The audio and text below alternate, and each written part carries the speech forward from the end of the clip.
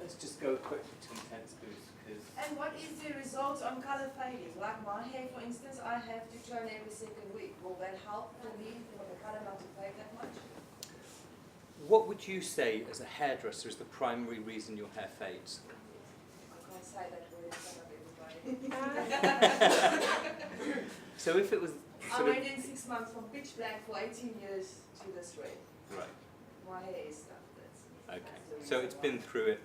So if you were to add more structure to the hair, and then eventually more moisture, would you expect it to hold better in a client's hair? Yeah.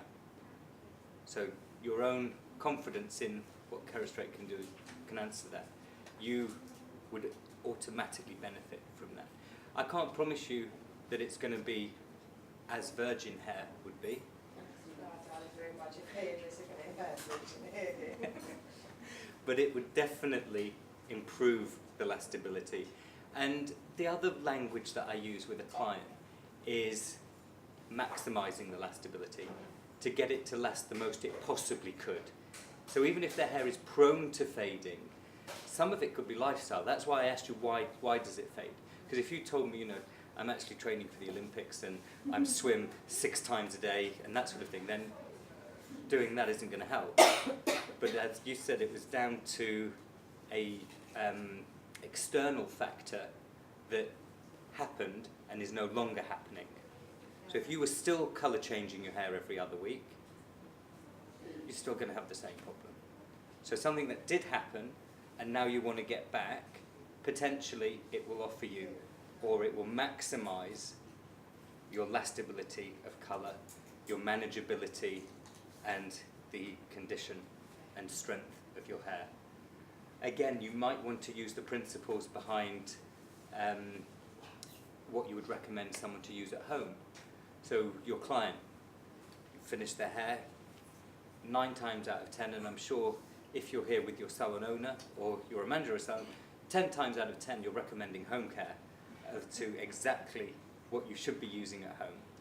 And you would either be advising a moisture regime or something for weaker hair where you're looking for protein. Exactly the same thing. You'd use that knowledge, you'd decide, okay, we need to get some structure in your hair, let's do some protein boosts. You do those, so the intense protein boost, you might even tell them to top that up at home with the intense boost mask. Sorry, the protein mask, which is yes. So what we discussed. Sorry.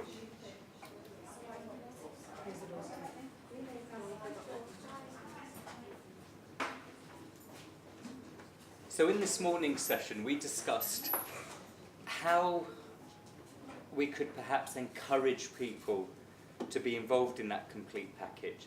And one of the things that I explained is that we have an inclusive price.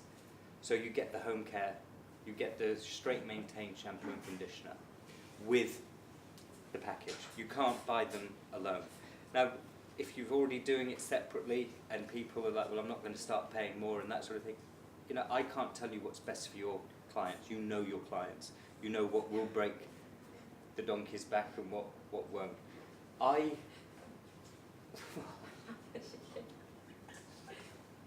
Okay.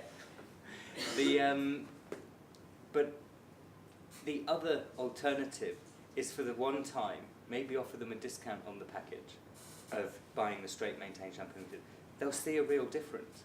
I know that there's cheaper products out there that are sodium chloride free, that are the other one, sulfate free, but they don't have KS complex in it. So there's a unique selling point there and a unique need for them to have that. So, you know, if it means one time only giving them a discount to feel the difference, they're paying something for something already. So get them to pay it for the right thing. Are they ever going to change the smell? That I don't know, but I think... That's the one thing, my clients don't mind buying it, they buy it, they like it, the product itself. They hate the smell, so they're always complaining. I have one thing that I would say about the smell, and I know this I could be wrong because, as I said, I don't have much of it to sniff. But my hair, whatever I use in it, I can't smell it once I've shampooed and rinsed and all of that. No, but I it's put not on interesting. perfume, well not perfume, but things for men. And by the time I've left the hotel room and gone down and got in a car, it's that hot here, it's gone. I have no smell left because the body's just, it's gone, it's evaporated. And that, so in terms of, I understand the experience in the shower or however you do it, but there isn't that lingering smell in the hair. So it is one issue that people like to use something. That's how Herbal Essence has done so well. Terrible, vile product that it is. But it is perhaps one reason why someone would choose not to use it. In those circumstances, you hold your hands up, because if that is their deciding factor, you can't change the smell. And we can feed that back and feed that back. But do you know how many? There's probably about 2 to 3 to the one that doesn't, that says, I love the smell of it. And that's where it's like this, because there really is so many people that are, it's so fresh, it's really nice. And it's not my favourite smell, but the people that use it, we have our own product line, Trevor Sorbie products. And they're very feminine, they're based and geared towards women. And the fragrance in there has some floral rose notes. I cannot stand floral rose notes in products. It makes me think of my grandmother. But not good thoughts, because it was her funeral. It's horrible. I hate that. It's just horrible. But we get letters. Can you buy the fragrance separately? Really? Get this woman to a sanatorium. It's like, have no idea. Smell is such a personal, evocative thing that I don't think it's ever going to be possible unless you go zero fragrance, completely neutral, to make everybody happy, because it's just that really personal thing. But I've fed back that I think they could lessen the amount of fragrance, make it so it's not as strong.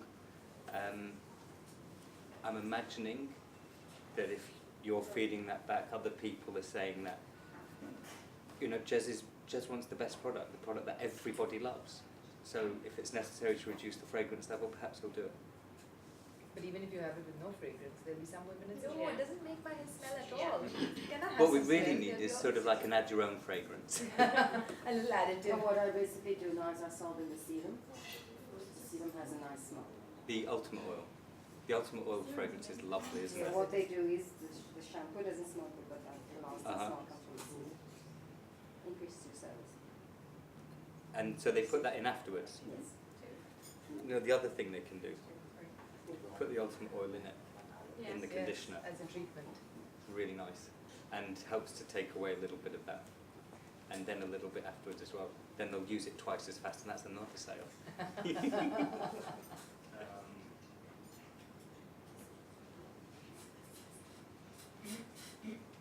So, Salon International, the huge trade fair in London. When we first went to Salon International with Kerastraight, we were supporting them on their stand there. We were demonstrating, showing people the benefits that Kerastraight can bring. And it's a both hairdressers and business owners, so it's a bit of both. So it was very much about the benefits it brings to business, the benefits it brings to hairdressers. One of our models was Rudy, and Rudy has completely Afro-Caribbean hair. And she was our model we called Half and Half. And she would spend the entire day walking around the stand, having half her hair. Do you know which side it was that had Kerastraight? So half of it with Kerastraight and half of it without. You don't need to feel sorry for her. At the end of the show, we did the whole thing, so she had both sides of her hair the same. But it was blow dried, literally blast dried, and then 2-3 passes with a brush and dryer, just to smooth out the kink. Because Kerastraight isn't a permanent straightening system. You know, you set your client's level of expectation. If they've been having a hardcore chemical straightener, this ain't going to be the same thing. This is very much more working with the hair and adjusting the way the hair behaves and controlling the hair rather than chemically making the hair poker straight.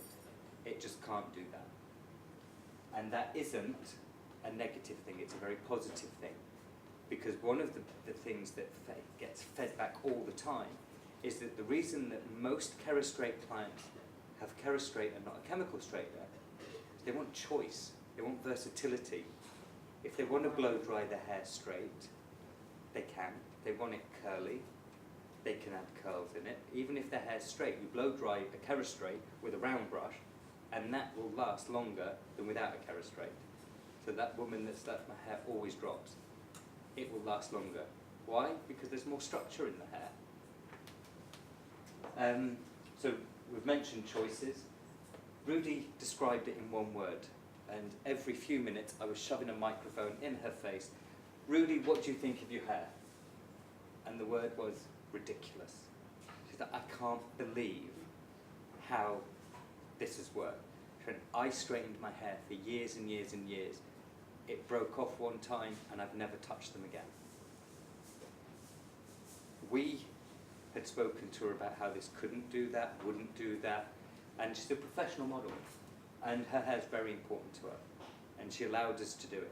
Now, she had it done a year and a bit before this, all over, so she knew the effect, but she was just so pleased and happy to have it back, and an hour and 45 minutes it would take her to blow dry hair without it, 20 to 30 minutes with it. If she leaves it completely natural, she has curl. If she blow dries it straight in half an hour, she's got straight. So she's got those kind of choices. She's got versatility. So the 4 parts we've been through. We're back to KS Ultimate. The pre-treatment cleanser. Always think of this as the first step. It's not a step that can be skipped. It's vital to the treatment being successful. It opens the cuticle with a pH of 6.5. It softens the hair, and it's sodium chloride and sulfate free. Pre-treatment spray plus, you might remember I mentioned this at the beginning. This is the new pre-treatment spray. So it regulates moisture and protein, it's for all types of hair. That all types of hair thing, again, it's important. Everybody must have this on when they're having the Kerastraight treatment. You noticed on the ends where we were a little bit more porous, I was focusing on those. The reformulated pre-treatment plus works even better with the low pH of the KS Ultimate treatment. It makes it quicker, easier, and more cost effective because you don't have that tendency to smother and smother and smother. You know, there's very few things that we could do on that length hair where we don't end up with it all over the floor. So KS Ultimate, 41% more carbocystin, pH 1.5, the hydrolyzed wheat proteins, keratin, urea, and KS complex, they're the key ingredients in there. The moisture lock, this is a kind of way of starting to change the pH of the hair, beginning that almost like de-swelling of the hair, getting ready for the hair to be sealed, the moisture to be retained, and the protein not just slip away. Again, hydrolyzed wheat protein, one of the key fundamental technologies within Kerastraight, and argan oil. Shampoo pre-treatment cleanser, pre-treatment spray, apply, nice and safe and clean. Rinse. Now this is where things, oh sorry, just back to here. Cover with the cap.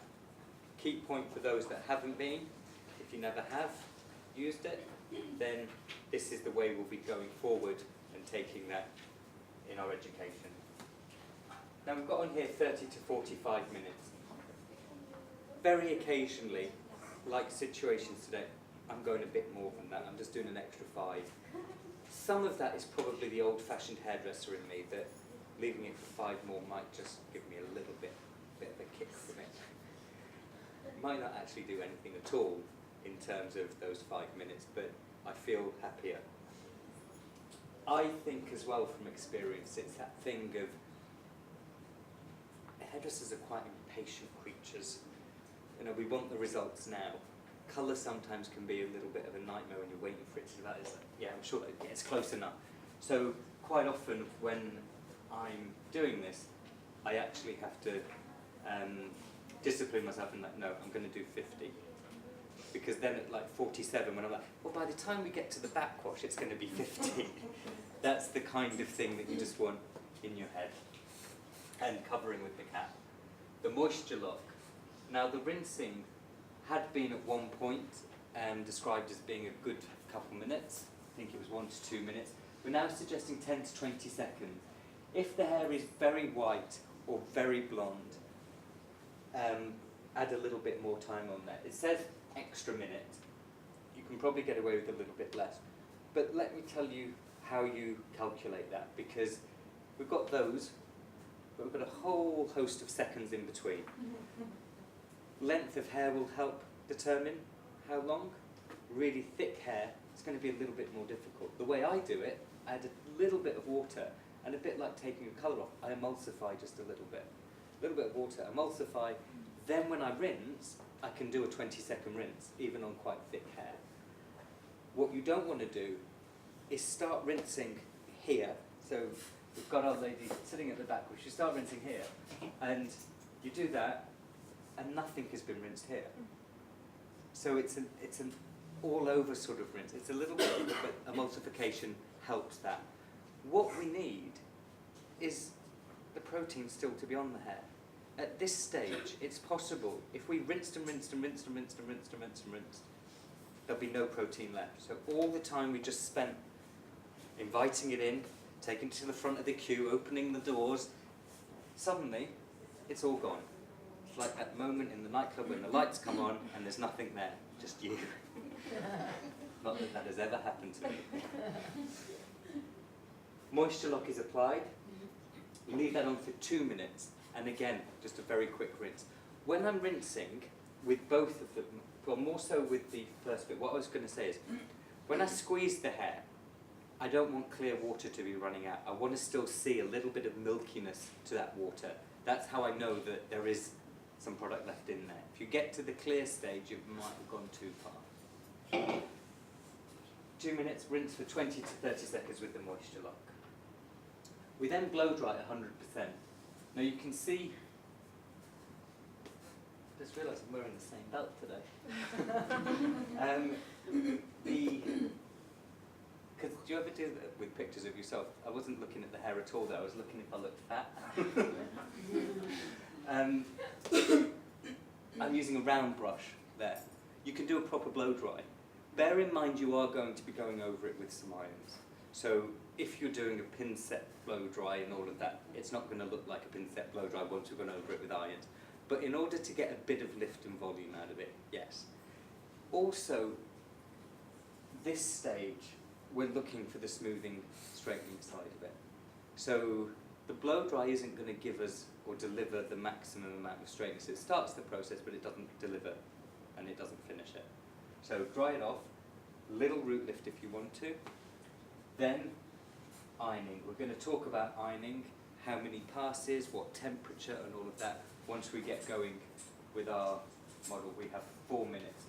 So in those 4 minutes I shall sing for you and just show you my entry for the Eurovision Song Contest.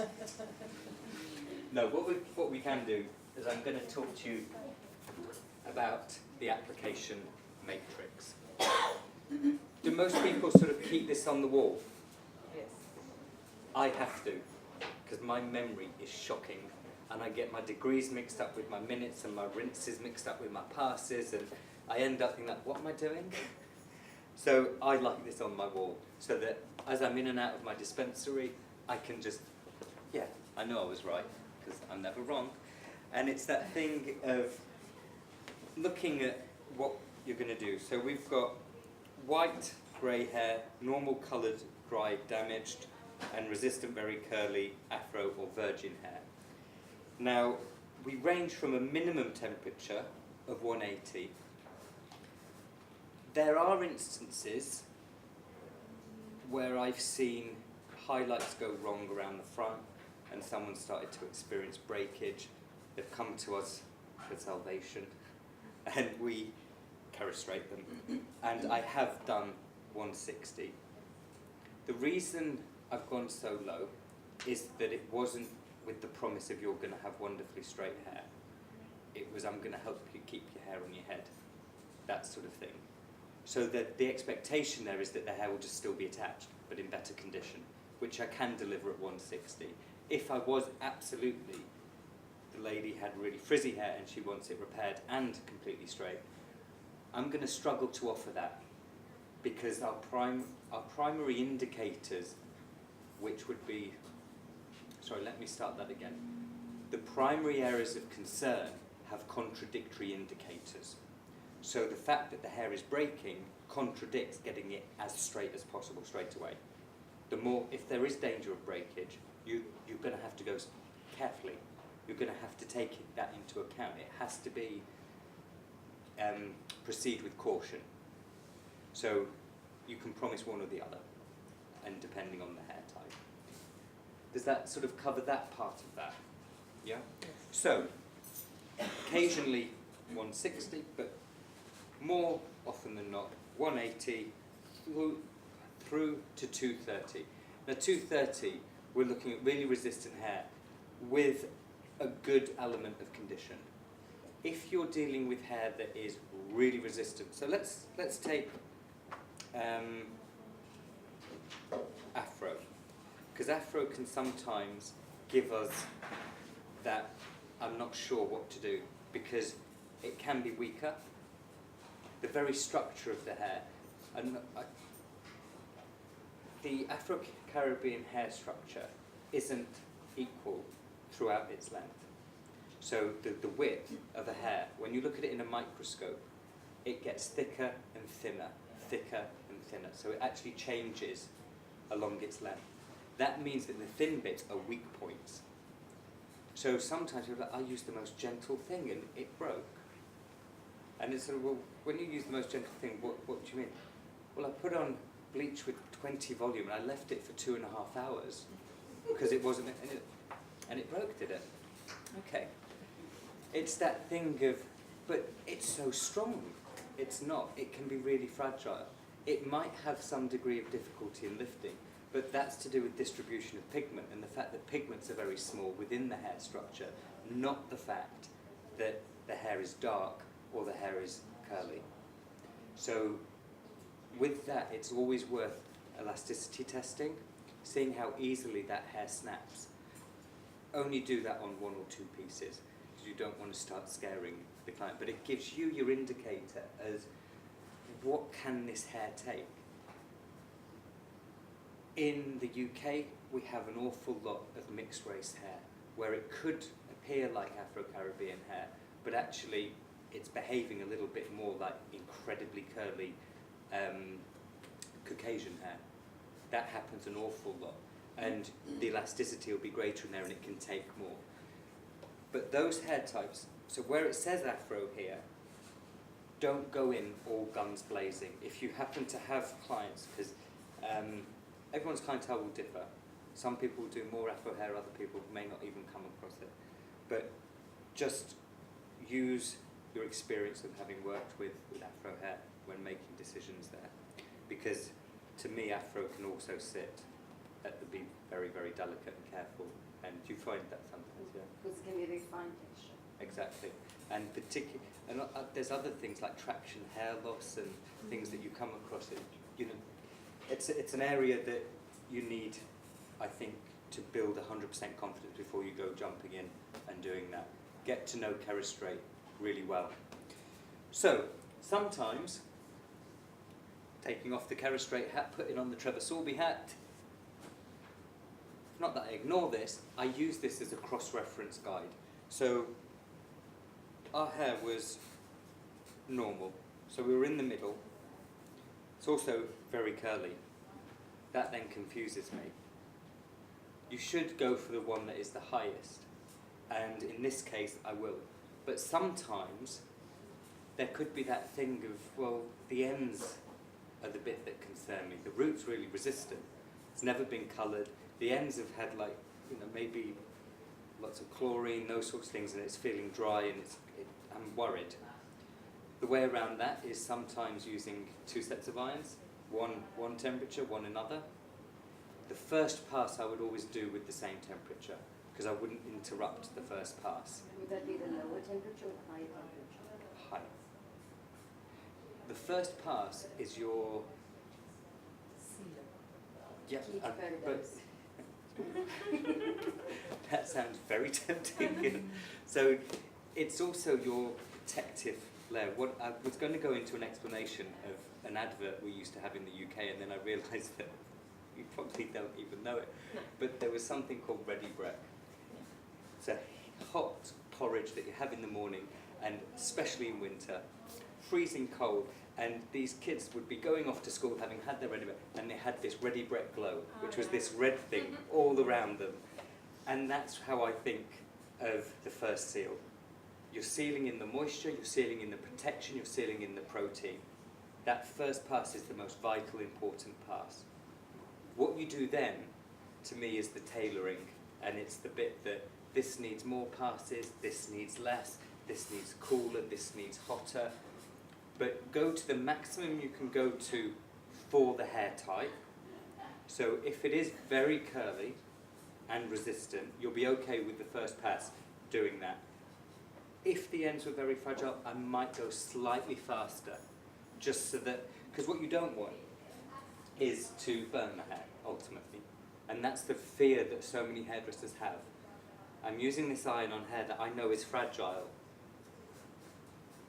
Use that in your gut as well. If you would go more easy on that, then, sorry, if you would dry their hair and iron it, and literally sort of iron the root a couple times and then pass it through and then you're done. When you were styling, they're the ends that you go a bit steady on. They're the ends that you would look at and be like, okay, I'm going to do one pass at 200, but as I get towards the end, I've done my first seal, and then I'm going to go a little quicker. It's still a first seal, because I'm doing a single motion, I'm taking my, and I'm looking at it. I'm going to come back to those ends at the end of that section. I'm going to work on the root area. I'm going to do 1, 2, 3, 4, 5, 6, 7 passes. Then, what I might do is root to end. So that's 7, 8, 9, 10. I know people who have as many as 14 passes with the irons, but not on root to tip. Root area. So as promised, we haven't started the straightening, but what we have got is product in the hair. There's a feel there. It's not like it's creamy, it's not even sticky or tacky. The smell of it, you can smell a slight amount of the treatment. So I know that there is still some in there. The hair and its detangleability, how long did it take you to? How long did it take you to comb? Yeah. Seconds. And I haven't primed her, haven't told her to say that. Didn't even know I was going to ask you that, did you? Now, straight away, even from wet, clients generally, when you sit them back over, even with that level of wetness, think their hair looks more shiny. And I think that there's a lot more reflection on that. Yes, some of it's from water, but some of it's also because that cuticle has begun to be, the surface is beginning to be repaired, gaps filled in with protein, keratin, and hair feeling much better already. So let's dry this off, 100% please. I wouldn't mind here, this is what I would do. Now we can just blast dry most hair types. I want a little bit of help for when I come to ironing.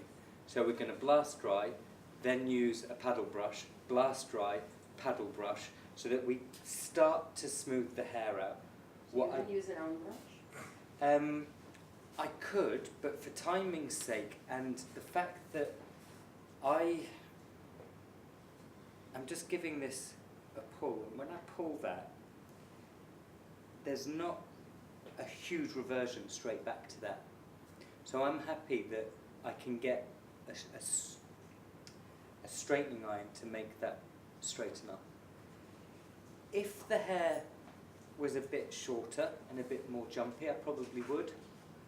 But on this length, what I don't want someone to do is spend a lot of time, because paddle brush for me should have quite a good grip.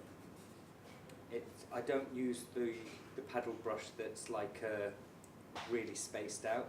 Ours have little bristles as well, and so They smooth Smooth it out. yes, so it does both at the same time, and that's what I would use on this hair type. Other hair types, the Kerastraight paddle brush is great, but this hair type, I personally like to do what you were just talking about, but I wouldn't go as far as a round brush unless the hair was much shorter. 100%, and there was something else I wanted to say about it.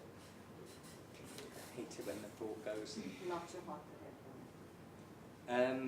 Yeah, I don't want to dry it with a nozzle, and I don't want to start blow drying as you would necessarily if I wanted to get a big curl in there. You know, where you should like high heat and all of that. So not wasting too much time. So Exactly. it's smooth. We've got a lot of work to do here with ironing. So let's do that. So, Power dry. sorry, Power dry. but brush through as well. With the pan. Yeah. When we come to the ironing, so after the drying, if somebody never wore their hair straight, so they always end up tonguing it or wearing it, you know, with the blow dry, and that they have it smooth, but so that they can have a curl. There's the potential that when you're ironing, you can at the same time be putting a bit of bend in there, so it doesn't feel completely like that. It's very rare because most people want the choice of both. Sometimes I wear it curly, sometimes I wear it straight. What have we lost?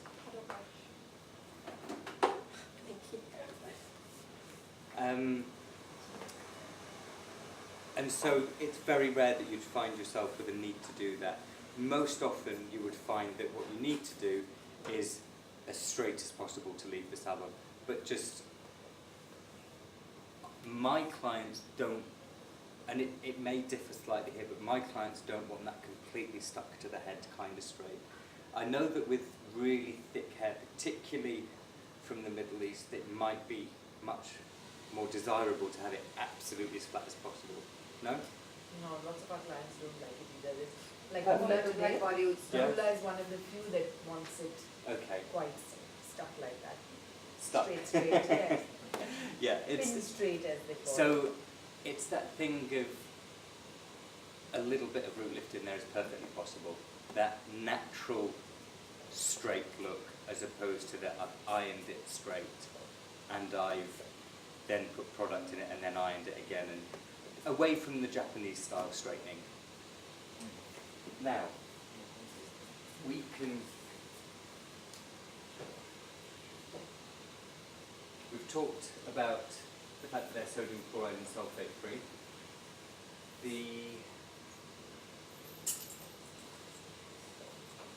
This is in the UK, and I'll need help with the translation in prices, but £1 is about 5.5 dirham, and a tub of that is around, what, the professional, 160 dirhams to retail. yeah, is that the small size? Small size. Do you sell the large one? Yes. Yeah. So, That's 600. the 600, and how much for each treatment? It's 150, 250 or 350 depending on the length. Okay. So it works out as a very cost-effective way to bring in more money. And we've been over that and that. Let's take a few seconds. Has everybody seen Ultimate Oil? Yes. Yeah? A few shaking heads. Can we, is there a little bit here? We're just going to grab some. One of the biggest selling oils in the UK, we compared Ultimate Oil to. And what happened is that there was this myth that this oil is the best oil, everybody uses it, it's the only oil to use. And people who were absolute fans were blind tested with Ultimate Oil and the competitor. And the feeling, the smell, everything. 8 out of 10 of those people, now they told me originally it was 100, I don't believe them. Then when I probed more deeply, and they said, look, they added in things like, so the person who chose We the have wrong... sample sizes. The big one is. Yeah, that's brilliant.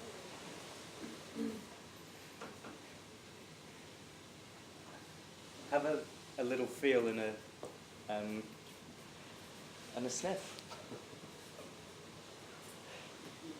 Can't get that out, sorry.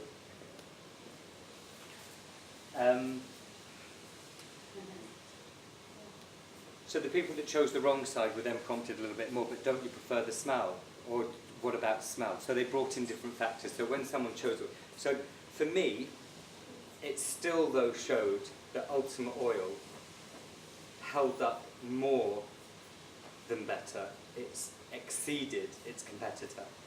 And that's the thing. It's 9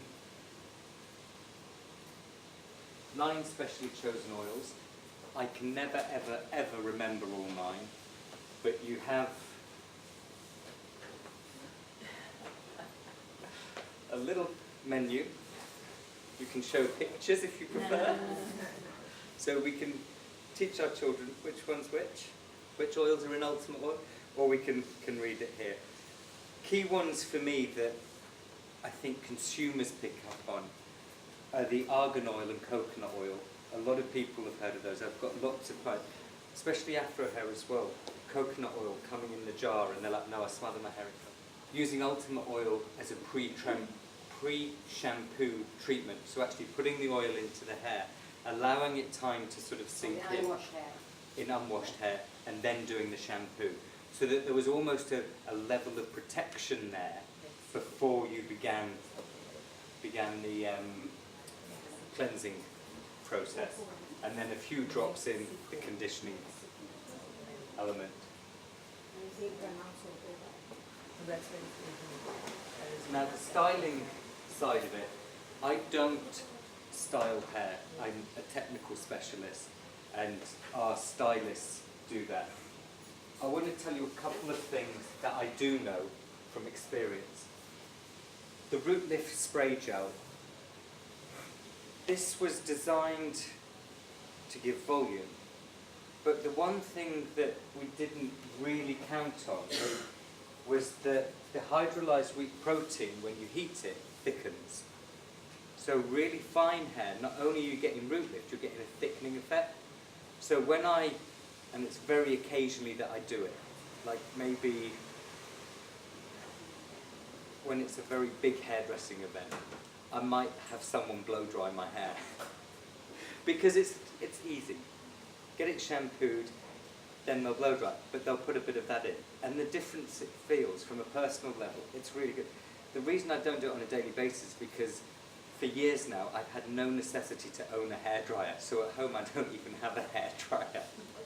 If I have my hair washed in the salon, I might put some product in it and dry it myself. But having someone do it is, and it takes them 4 to 5 seconds. It's not like I'm not talking, get out the rollers, we're going to pop it in and pin it. Nothing like, it's just that little bit, and you can feel the change as you use it. So as you start drying the hair, it suddenly gets thicker. And it's that temperature that the hydrolyzed wheat protein gets to, and it just goes through this chemical change. And in my head, and I sometimes like to think of things really simply, I think of popcorn. You heat the hydrolyzed wheat protein and suddenly it goes pop, and your hair's thick. It's like a bit of a miracle. I like it. We talked about the ultimate oil. The other thing is the heat protection spray. So many people that have Kerastraight are still using styling tools every now and then. And perfect opportunity, particularly people with concerns over, I don't want my hair to get worse, I want it to get better. You might feel that bringing in styling into Kerastraight is a bit of overkill. It's a bit sort of like, well, how many things are we going to recommend to them? In one respect, yes, and in another respect, no, because how many times have you been to a dentist and they're like, okay, you need to do this with the hygienist, we then need to do this. I'd recommend you do that as, you end up with this list of, hold on a second, I came in because I just thought I needed a checkup, and now I've got a list of costs to have great teeth. We're hairdressers, we want you to have great hair. This is the list for the absolute best hair you could have. Narrow it down to what you feel, and there's somewhere in between that they'll feel comfortable with, like, yeah, I'll go this far. You deliver on that far, they're quite likely to take the next steps, because nothing that you said there was, what's the other word for it? Lies. I think you know what I was thinking of. And that's what it is. These products deliver on what they do. The treatment delivers on what it says it does. And as long as we always take into account what we start with and what we finish with, you'll be able to deliver results every time. I think we're just about there with our model. A question at all? Can I have something for the intense boost? Yes. You said 3 times to use it in the salon treatment, right? In order for us to have results, to see results. Yes. No. Or that was for the to... ultimate treatment.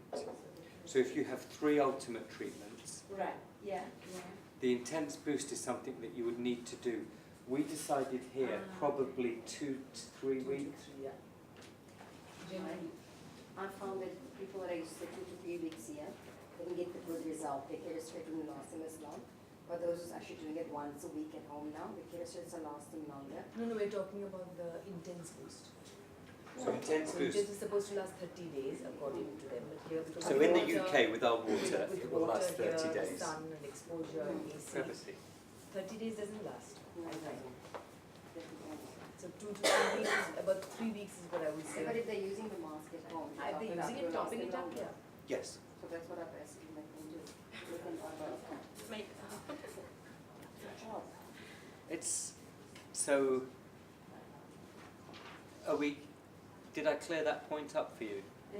No.